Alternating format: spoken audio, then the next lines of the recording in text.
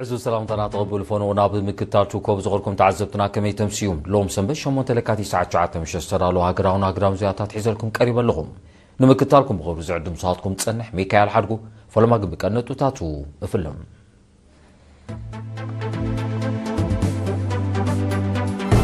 تنبل مبل ساسان شدشن زغر السرعيد فنكن كاب عصوتو سرسك ساو عصوتو حموشة لكاتي تبو كاديو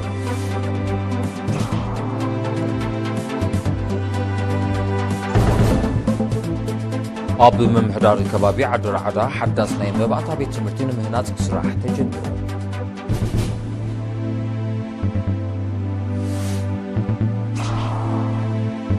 أبال سويسرلاند كلب NCN بينام قرمايا بودجو فالنسيا تعواتنا يندوي مالا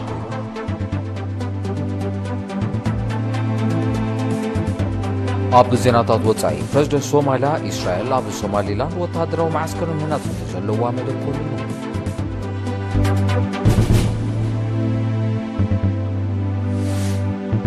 سراويت تشاينا ببحري دوب تشاينا ناي بحر الايرن سفيح وتهدراوي كل اللاتاتا كايدو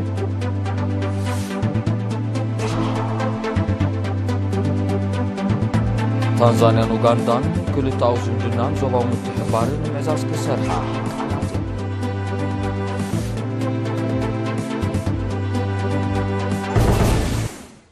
زرزر زينا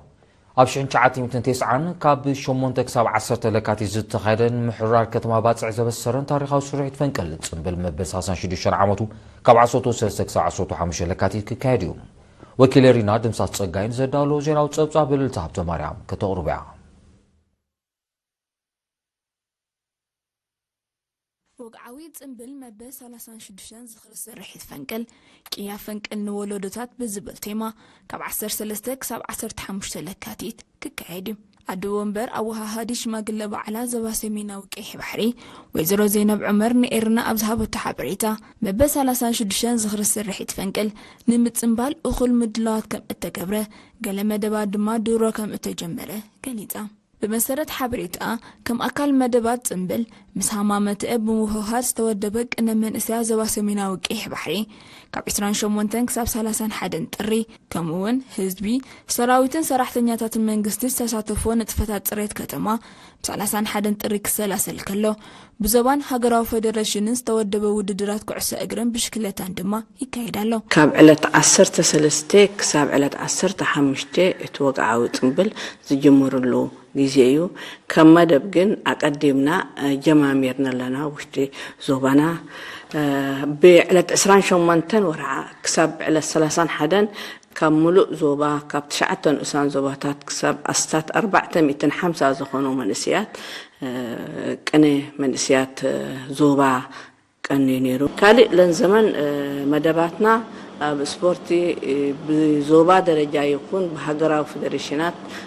مدبات تسريعي يكايدالو قدد مشكلتا امونغو زوباتات زكايد مدبيو مونغو حمشتا زوباتات زلو مدبيو بحجراو فدريشن اتليتيكس ايرترا عمتاوي ابزو ودر فرق ماراثون مبرق افريقيا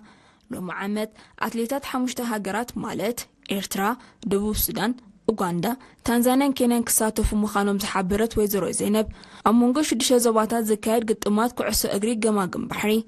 وددرات محنباسن مغزاف جلابون سئلاون نواتاون مرئيت سيمينارات شلمات فنكل مدبات قلعون مستمقارت أقاتات بحرن أكل نايت مدبات مخانو أقنزيبا فرق ماراثون أزون حادة كفت أكل نايت مدبنا عامتاو زكايد لنزمر أمونغو حمشت حقرات كايديو على 10 سلسته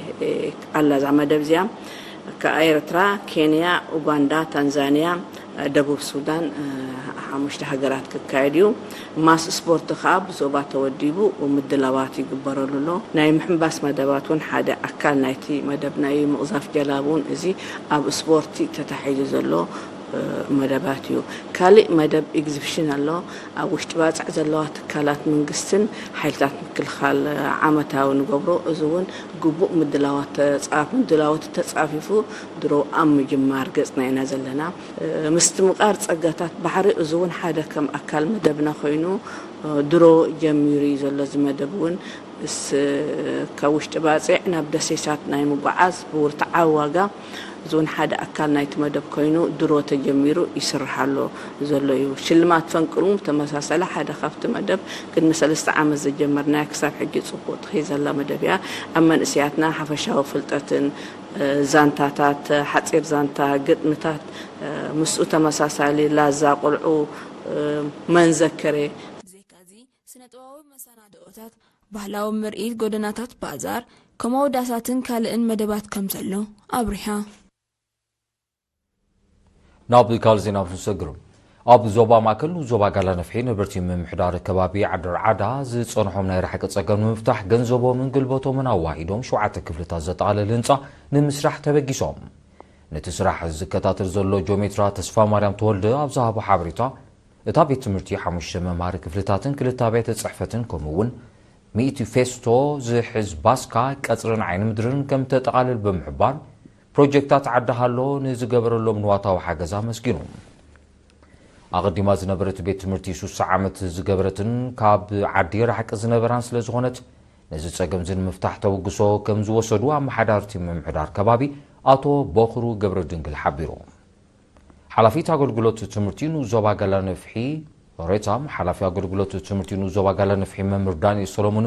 رسم ممر تابيت تمرتي ممر فروين هايلن بوغنوم እታ ዝነበረት ቤት ትምህርቲ ካብ ዓዲ ናይ 3 ኪሎ ሜትር ርሕቀት ስለ ዘለዋ ኣብ መስርሕ መምሃር ምስትምሃርን ጽልዋ ከም ዝነበራ ብምጥቃስ ምስ ምዝዛም ህንጸት ተሓዳስ ቤት ትምህርቲ መሰረታዊ ፍታሕ ክመጽእ ትጽቢት ከም ዝግበር ኣብርዮም መምሕዳር ከባቢ ዓድር ዓዳ ካብ ኣስመራ ንሸነኽ ደቡብ 23 ኪሎ ሜትር ርሕቃ ትርከብ ኮይና ኣሳት 900 ነበርቲ ኣለዋ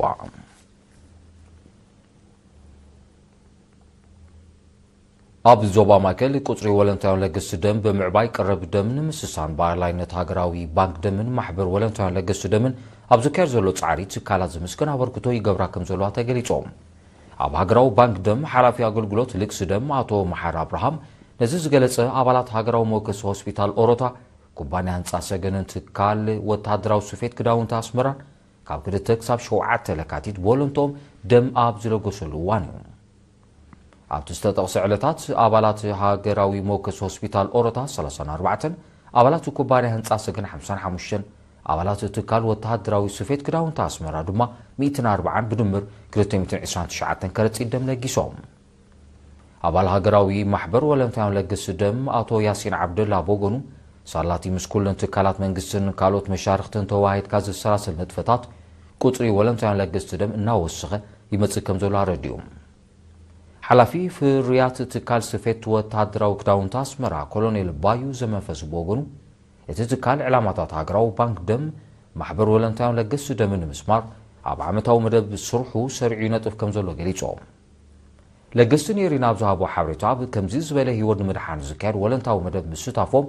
ሕልናዊ ዕግበት ከም ዝፈጠረሎም ብምሕባር ኩሉ ዜጋ ክሳተፎ ኣዘኻኺሮም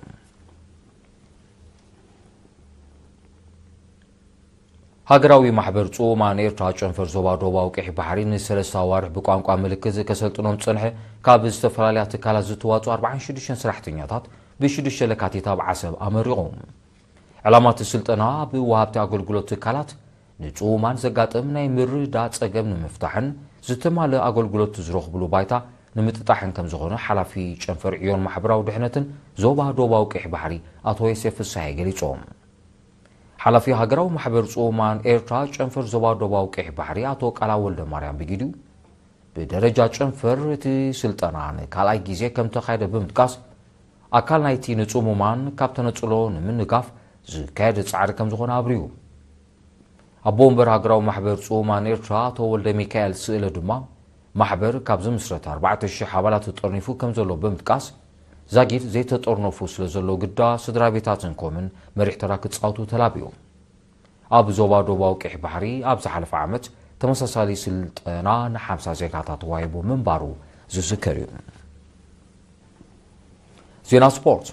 ኣባል ስዊዘርላንዳዊት ክለብ ኤንሲኤን ኤርትራዊ ኦሎምፒካዊ ተቐዳዳማይ ቢንያም ግርማይ ሎሚ ኣማስዩ ኣብ ዝተዛዘመ መበል 77 ውድድር ቮልታ ኮሚኒታት ቫሌንሲያና ተዓዋቲ ናይ ነጥቢ ማልያ ኮይኖም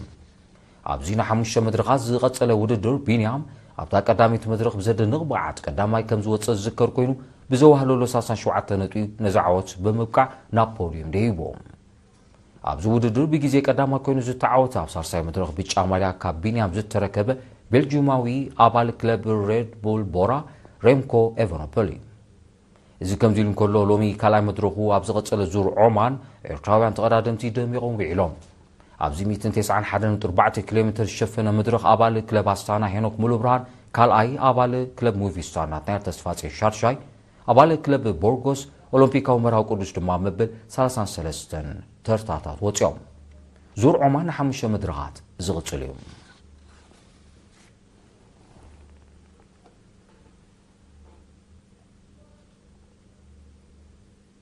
ስዒቡ ዝቕርብ ዜናታት ሃገራት ወፃኢ ክኾኑ ምክትታልኩም ክትቀፅሉ ደግመ በቕርቢ ዕድም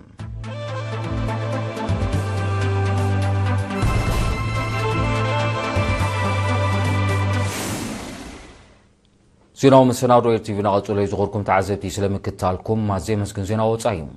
ፕሬዝደንት ሶማሊያ ሓሰን ሼክ ማሕሙድ እስራኤል ኣብ ውሽጣዊ ጉዳያት ሃገሩ ንተካይዱ ዘላ ምትእትታዋትን ኣብ ሶማሊላንድ ወተሃደራዊ ማዕስከር ንምህናፅ ዘለዋ መደብን ኮኒኑ ፕሬዝደንት ማሕሙድ ትማሊ 7 ለካቲት ንማዕከናት ዜና ብዝሃቦ መግለፂ ሃገሩ ንምዃን ወተሃደራዊ ማዕስከር እስራኤል ኣብታ ኣካል ልኡላዊ ግዝኣት ሃገሩ ዝኾነ ሶማሊላንድ ፈፂማ ከም ዘይተፈቅድን ንኸምኡ ዓይነት ተግባራት ብትሪ ከም እትምክቶን ሓቢሮም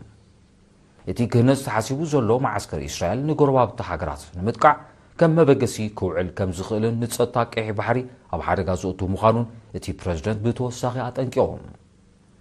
ብዘይካዚ እስራኤል ንሶማሊላንድ ከም ሃገር ኣፍልጦ ንምሃብ ዝወሰደቶ ስጉምቲ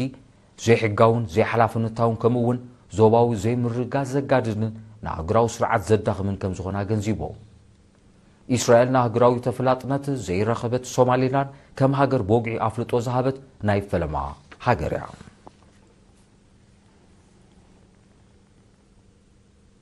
ሰራዊት ቻይና ፀጥታ ማያዊ ግዝኣት ሃገሩ ንምውሓስ ኣብ ባሕሪ ደቡብ ቻይና ሰፊሕ ናይ ባሕርን ኣየርን ወተሃደራዊ ኮሎላታት ኣካይዶም ኣብቲ ካብ 2 ክሳብ 6 ለካቲት ዝተኻየደ ወተሃደራዊ ኮሎላታት ብርክት ዝበላ መራኽብን ነፈርቲ ውግእን ከምኡውን ደብደብቲ ነፈርቲ ከም ተሳተፋ ይግለጽ ኣሎ እቲ ስጉምቲ ልኡላውነት ቻይና ንምዕቃብ ከምኡውን ኣብ ባሕሪ ደቡብ ቻይና ሰላምን ፀጥታን ንምርጋፅ ዝዓለመ ከም ዝኾነ ኣዘዝቲ ሰራዊት ቻይና ሓቢሮም ኣሜሪካ ፊሊፒንስ ጃፓንን ኣውስትራልያን ኣብቲ ከባቢ ተደጋጋሚ ሓበራዊ ወተሃደራዊ ልምምድ ከካይዳ ምጽንሕን ዝፍለጥ ኮይኑ ቻይና እቲ ልምምድ ንፀጥታ ናይቲ ከባቢ ኣብ ሓደጋ ዝእቱ ከም ዝኾነ እያ ክትወቅስ ጸኒሓ ኣሜሪካ ብባሕሪ ደቡብ ቻይና ትገብሮ ዘላ ምትእትታው ብጉዳይ እጀታ ኣብቲ ከባቢ ተፈጢሩ ንዘሎ ምትፍናን መሊሱ ዘኽርር ምዃኑ እዩ ዝግለጽ ምምሕዳር ኣሜሪካ ገስጋስ ቻይና ንምምካት ኣብ ደሴት ታይዋን ተመሳሳሊ ምትእትታው የካየድ ከም ዘሎ እውን ይፍለጥ ኣብ ውሽጣዊ ጉዳያት ካልኦት ሃገራት ዝግበር ምትእትታው ሓደ ካብ ቀንዲ ጠንቅታት ፀጥታዊ ሕንፍፊሽ ዓለምና ኮይኑ ከም ዘሎ ይሕበር ታንዛንያን ኡጋንዳን ክልታዊ ዝምድናን ዞባዊ ምትሕባርን ንምዕዛዝ ክሰርሓ ቃልኣት እየን እዚ ዝተገልጸ ፕሬዝደንት ታንዛንያ ሳሚያ ስሉሁ ሓሰንን ፕሬዝደንት ኡጋንዳ ዩዌሪ ሙሴቬኒን ቁጠባውን ዲፕሎማስያውን ዝምድና ሃገራቶም ንምድንፋዕ ዝዓለመ ርክብ ትማል 7 ለካቲት ኣብ ከተማ ዳር ኤል ሰላም ኣብ ዘካየደሉ እዩ ክልቲኦም መራሕቲ መስርሕ ህንፀት ናይቲ ካብ ምዕራባዊ ኡጋንዳ ተበጊሱ ናብ ታንዛንያዊት ወደብ ታንጋ ዝበፅሕ 1445 ኪሎ ሜትር ዝንውሓቱ መስመር ነዳዲ 79 ሚእታዊት ከም ዝበፅሕን ኣብ ወርሒ ሰነ 2026 ሙሉእ ብምሉእ ክዛዘም ትፅኢት ከም ዝግበርን ሓቢሮም ብተወሳኺ ሓድሽ መስመር ተፈጥሮኣዊ ጋዝን ነዳድን ምህናፅን ትሕተ ቅርፂ መጓዓዝያ ቀላይ ቪክቶርያን ምምሕያሽን ኣብ ዝተተሓዙ መረባት ተመያይጦም እዚ ከምዚ ኢሉ እንከሎ ክልቲኦም ፕሬዝደንታት ንግዳዊ ማሕነቆታት ንምእላይ ከምኡውን ኡጋንዳ ናብ ወደባዊት ዳር ኤስ ሰላምን ታንጋን ዘለዋ ተበፃሕነት ንምምሕያሽ ክሰርሑ ተመባፂዖም ኣብ ከርሲ መሬት ኡጋንዳ ኣብ 2006 ዝተዳሰሰ 6.5 ቢልዮን በርሚል ነዳዲ ከም ዘሎ ፀብፃባት የመልክቱ ህንድን ማሌዝያን ሎሚ 8 ለካቲት ኣብ ዝተፈላለዩ ጽላታት 11 ሓበራዊ ናይ ምርድዳእ መዘክር ከም ተፈራርማ ተቃሊሖም እዚ ሰነድ እዚ ዝተኸተመ ኣብ ማሌዝያ ናይ ክልተ መዓልታት ምብፃሕ ዝፈጸመ ቀዳማይ ሚኒስትር ህንዲ ናሬንድራ ሞዲ ምስ ፕሬዝደንት ሃገር አንዋር ኢብራሂም ኣብ ዘካየዶ ርክብ እዩ ክልቲኦም መራሕቲ ኣብ ዓውድታት ዲጂታላዊ ቴክኖሎጂ ምክልኻል ፀጥታ ውሕስነት ምግቢ መጓዓዝያን ካልእ ዓውድታትን ዝካየድ ምትሕባር ንምድንፋዕን ንምዕማቕን ዘትዮም ብዘይካዚ ኣብ ክልታዊ ንግዳዊ ምልዋጥን ወፍርን ተጠቃምነት ሃገራዊ ባጤራታት ንምዕባይ ኣብ ምርድዳ በፂሖም ኣብታ ኣጋጣሚ ፕሬዝደንት ማሌዥያ አንዋር ኢብራሂም ሃገሩ ነቲ ህንዲ ኣብ ደሴት ቦርኒዮ ቤት ጽሕፈት ቆንስል ምኽፋት ተካይዶ ንዘላ ጻዕሪ ደገፍ ከም እትገብር ኣረጋጊጾም ህንድን ማሌዥያን ኣብ ወርሒ ነሓሰ 2024 ክልታው ዝምድነን ናብ ኩሉ መዳዊ ስትራቴጂካዊ ናይ ምትሕብባር ስምዕ ከም ዘዕበዮ ጸብጻባት ይሕብሩ መንግስቱ ኣሜሪካ ቻይና ኣብ 2020 ምስጢራዊ ኒኩሌሳዊ ፈተነ ከም ዘካየደት ብወግዒ ከሲሶም እዚ ክስ እዚ ብምኽትል ጸሓፊ ጉዳያት ወጻኢ ምቁጻር ኣጽዋር ኣሜሪካ ቶማስ ዲናኖ ኣብ ከተማ ጀኔቫ ስዊዘርላንድ ኣብ ዝተኻየደ ዋዕላ ምውጋድ ኣጽዋር ቀሪቦም እቲ ኣሜሪካዊ በዓል ስልጣን ኣብ ዝሃቦ መግለጺ ቻይና ሓያሎ ምስጢራዊ ኒኩሌሳዊ ፈተነታት ከም ዘካየደትን ተወሳኺ ፈተነታት ንምክያድ ትዳሎ ከም ዘላን ወቒሶም ቻይና ነቲ ፈተነታት ካብ ኣህጉራውያን ተወጻጽርትን ዓለምን ንምሕባ ኣብ ትሕቲ መሬት ካብ ዝርከብ ብኣየር ዝመልአ ዓበይቲ ጎዳጉድን ባዓትታትን ከም ዘካየደቶ እውን ብተወሳኺ ነጺሮም እንተኾነ ቻይና ነዚ ብኣሜሪካ ዘቕረበላ ክሲ ናይ ሓሶት ትረኻ ክትብል ብትሪ ነጺጋቶላ ብዘይካዚ ቻይና ብመሰረተ ኣህጉራዊ ውዕል ምእጋድ ፈተነታት ኒኩሌሳዊ ኣጽዋር ንዝኣተወቶ መብፅዓ ከም እትኽብር ደጊማ ኣረጋጊጻ ኣሜሪካ ነዚ ክሲ ተቐርብ ዘላ ቅድሚ 15 ዓመታት ምስ ሩስያ ዝኸተሞ ንመጠን ዝውንኖ ብዝሒ ኒኩሌሳዊ ርእሰ ኩናት ዝድርት ውዕል ብ5 ለካቲት ድሕሪ መውቅዑ እዩ እቲ ውዕል ንካልኦት ሃገራት በቐንዱ ድማ ንቻይና ብዘሳትፍ ሓድሽን ዘመናውን ስምዕ ክትካዩ ፕሬዚደንት ትራምፕ ዝጽውዕ ዘሎ ብሰንኪቲ እናዓበየ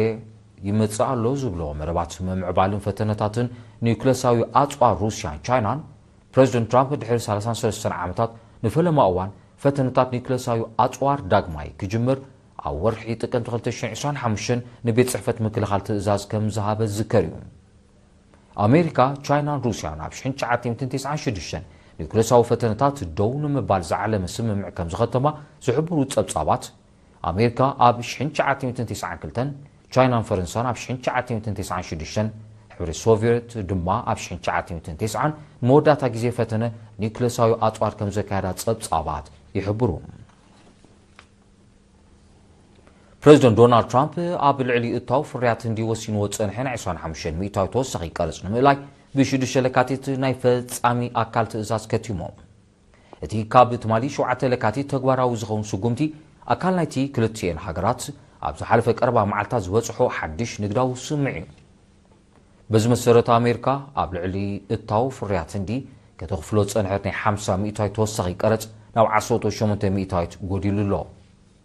ህንዲ ብወገና ካብ ሩስያ ብቐጥታን ብተዘዋዋርን መንገዲ ከተካየዶ ጸንሐት ሸመተ ነዳዲ ከተቋርጾ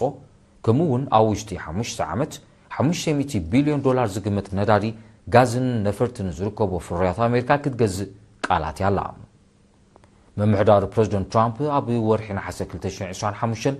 ከም መልሲ ግብሪ ናይቲ ህንዲ ካብ ሩስያ ክትገብሮ ጸንሐት ዕድጊ ነዳዲ ኣብ ልዕሊ እታው ፍርያት ሃገራት ጽንዕዎን ጸንሐን 25 ሚእታዊ ተወሳኺ ቀረጽ ናብ 50 ሚእታዊት ክብል ከም ዝወሰነ ዝዝከር እዩ ብደረጃ ዓለም ባህልኪ ነዳዲ ኣብ ሳሳይ ደረጃ ትስራዕ ህንዲ ካብተን ነዳዲ ሩስያ ብልዑል መጠን ክሽምታ ዝጸንሐ ሃገራት ከም ዝኾነት ጸብጻባት ይሕብሩ እዚ ከምዚ ኢሉ እንከሎ ህንዲ ካብ ሩስያ ክትገብሮ ጸንሐት እታው ነዳዲ ንምትካ ናብ ቬኔዙዌላ ክትቐንዕ ምዃና ተቓሊሑ ደቡብ ኣፍሪቃን ቻይናን ብ6 ለካቲት ቁጠባዊ ዝምድነ ንምድንፋዕ ሓድሽ ንግዳዊ ስምዕ ተፈራሪመን እቲ ስምዕ ብሚኒስትር ንግድን ኢንዱስትሪን ደቡብ ኣፍሪቃ ፓርክስታውን ሚኒስትር ንግዲ ቻይና ዋንግ ዋንታኦን ኣብ ከተማ ቤጂንግ ተኸቲሙ እቲ ስምዕ ኣብ ዓውድታት ንግዲ ወፍሪ ጸዓት ዕደናን ቴክኖሎጂን ዝካየድ ምትሕብባር ዘጠቓልል ኮይኑ ምስ መትከላት ውድብ ንግዲ ዓለምን ልምዓታዊ መረባት ክልቲአን ሃገራትን ዝሰማማዕ ከም ዝኾነ ሚኒስትሪ ንግዲ ቻይና ኣፍሊጡ ብመሰረቲ ስምዕ ቻይና ንሰደድ ፍርያት ደቡብ ኣፍሪቃ ናብ ዕዳጋታታ ካብ ቀረጽ ነጻ ክትገብርን ኣብታ ሃገር ተካይዶ ወፍሪ ከተስፍሕን እያ ነቲ ጉዳይ ብዝምልከት ኣብ መንጎ ክልቲአን ሃገራት ዝካየድ ዝርርብ ኣብ መወዳእታ ወርሒ መጋቢት 2026 ክጅምር እውን ተጽዊት ይግበር ደቡብ ኣፍሪቃ ናብ ተበግሶ ነጻ ቀረጽ ቻይና ዝተጸምበረት መበል 33 ኣፍሪቃዊት ሃገር ኮይና ኣላ ቻይና ብደረጃ ዓለም ዝዓበየት ንግዳዊት መሻርክቲ ደቡብ ኣፍሪቃ ክትከውን ከላ ደቡብ ኣፍሪቃ ብወገና ካብ ኣፍሪቃ ዝዓቤት ንግዳዊት መሻርክቲ ቻይና ኮይና ትቕፅል ከም ዘላ ጸብጻባት ይሕብሩ። ዜና ንምዛም ቀንዲ ነጥብታቱ ክደግመልኩም።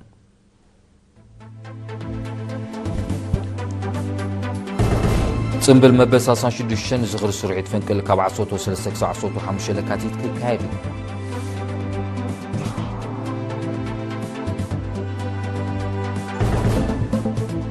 ኣብ ምምሕዳር ከባቢ ዓዲ ረዓዳ ሓዳስ ናይ መባታ ቤት ትምህርቲ ንምህናፅ ስራሕ ተጀሚሩ።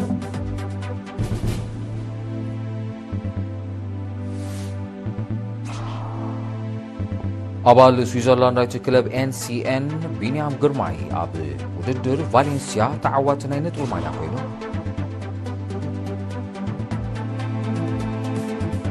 ኣብ ዜናታት ወፃኢ ፕረዚደንት ሶማልያ እስራኤል ኣብ ሶማሊላንድ ወታደራዊ ማዕስከር ምህናፅ ንዘለዋ መደብ ኮኒኑ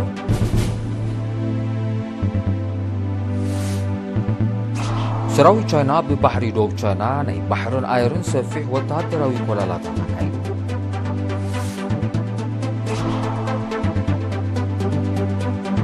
ታንዛንያን ኡጋንዳን ክልታዊ ዝምድናን ዞባዊ ምትሕብባርን ምእዛዝ ክሰርሓ ቃል ኣለ።